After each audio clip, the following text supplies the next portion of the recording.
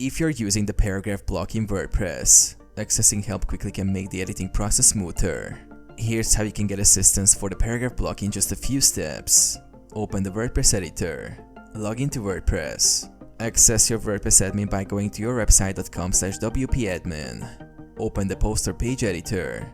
Navigate to Posts, All Posts or Pages, All Pages. Then click Edit on the page you want to modify. Access help for the paragraph block. Click on the paragraph block.